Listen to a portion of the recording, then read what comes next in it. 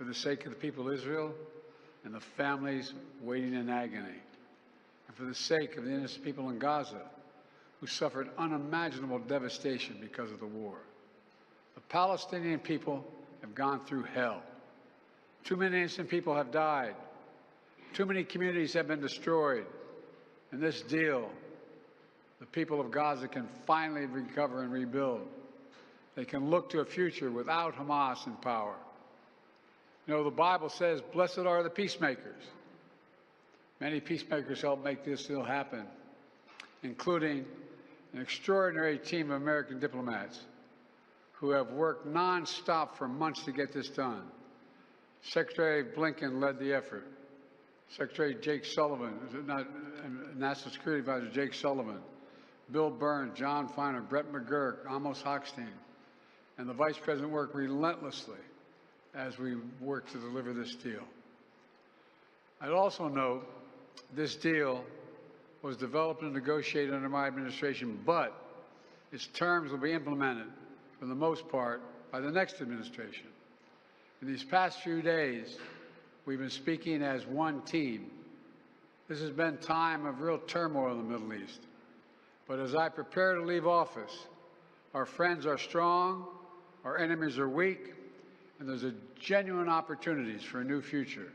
In Lebanon, there's an opportunity for a future, free from the grip of Hezbollah. In Syria, a future free from the tyranny of Assad.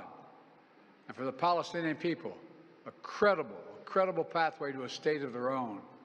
And for the region, a future of normalization, integration of Israel and all its Arab neighbors, including Saudi Arabia.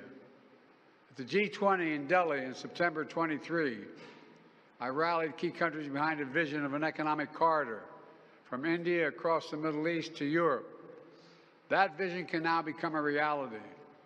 There are risks as well, including ISIS and Iran, even in a badly weakened state, but we're handing off then to the next team a real opportunity for a better future for the Middle East. I hope they will take it. Let me close with this. My friend for years in the United States Senate, former Senator George Mitchell, who did so much to forge peace in Northern Ireland, once said about diplomacy, he said, it is a 700 days of failure and 1 day of success. 700 days of failure and 1 day of success. Well, we've had many difficult days since Hamas began its terrible war. We've encountered roadblocks and setbacks. We've not given up. And now, after more than 400 days of struggle, a day of success has arrived.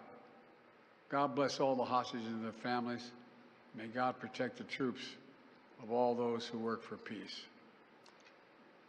Mr. President, how do you see the future of Gaza now? As you were saying, the implementation of this deal will be in the hands of the next administration.